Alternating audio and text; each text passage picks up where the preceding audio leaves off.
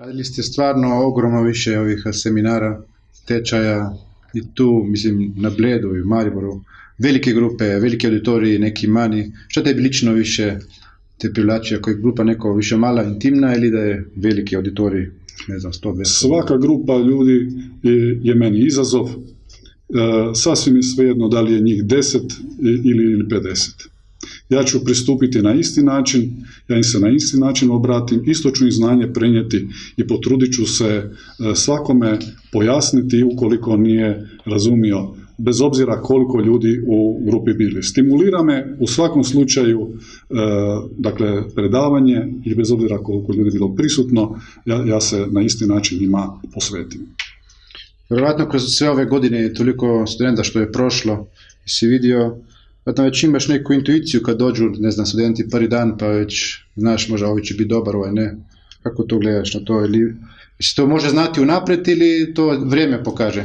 Pa to vrijeme pokaže, zato što ljudi dolaze iz različitih poriva na naše tečajeve. Neko dođe samo zbog toga što želi naučiti kako pomoći svome bližnjemu, tati, mami, djetetu i tako dalje.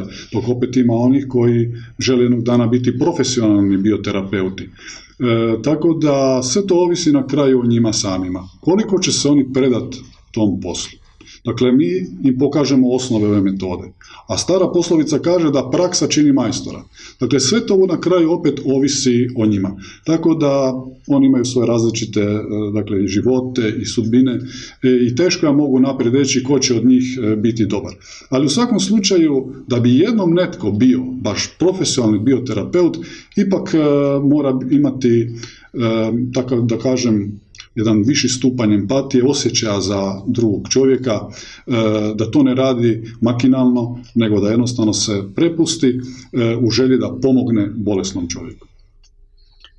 Evo, sada smo skoro ušli u novu godinu, u novu dekadu isto. To je vrijeme nekih refleksija, naš dosadašnji rad i isto pogled dalje u budućnost.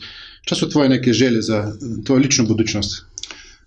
Moja osobna želja za moju budućnost je da i dalje radim ovaj posao, da se unapređujem u ovom poslu i rekao sam, učim svaki dan. Dakle, i primjećujem na sebi promjene. Dakle, kroz godine ja sam sve bolji i bolji bioterapeut, što je i logično, rekli smo praksa čini majstora.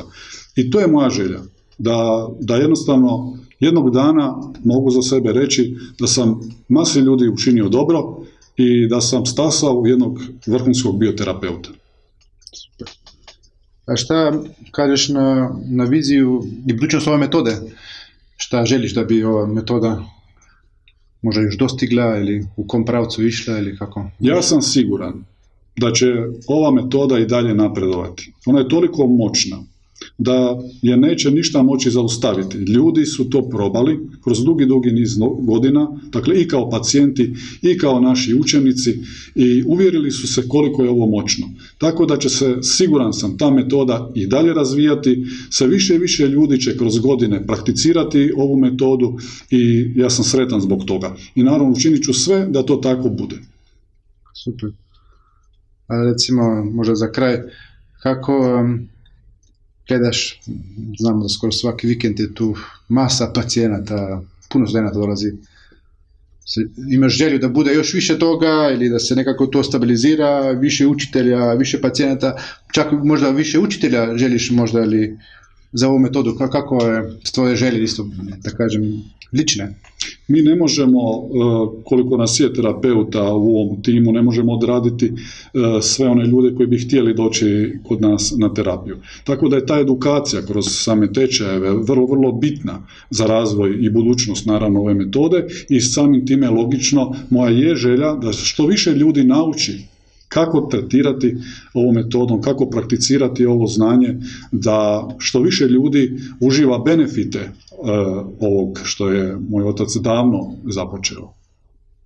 Još jedno pitanje za kraj. Sa tvojom suprugom Marijom Domančić, što isto tu radi uz tebe, nije u prvom frontu, nego je, da kažemo, u pozadnji radi sa organizacijom te organizacije, te metode, zajedno sa ženom gospodina Domančića. Imate i sina koji završava studij veterine, ako se ne varam. Će on biti možda treća generacija iscijelitelja ili kako? Moguće, ja sam uvjeren da će on ovu metodu prakticirati, iako moram reći, on ima plan u početku i sad je već to radio na fakultetu, prakticira ovu metodu na životinjama. Već sada? Tako je, zajedno sa nekoliko svojih profesora koji su također upućeni u područje, dakle ne samo naše metode, nego općenito bioterapije, tradicionalne medicine. Oni već imaju plan, dakle kako raditi eksperimente na bolesnim životinjama i to na klinikama na samom veterinarskom fakultetu.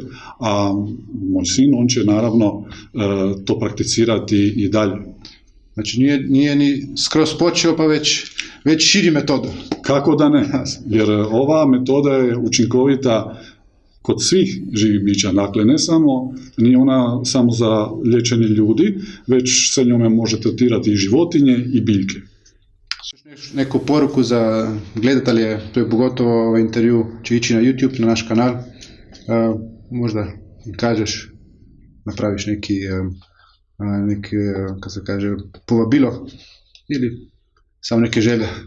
Pa evo, što da kažem, osim da ljudima koji će pogledati ovaj video, da im zaželim da ovo što poslušaju, što vide, promijeni njihov način razmišljanja, možda će jednom promijeniti način života, da im upravo bioterapija ili ovo područje energetsko postane neka vodilja životna, da im otvori neke nove horizonte i da počnu gledati na život nekim drugim očima. To je već velika stvar. Super, hvala. Hvala tebi.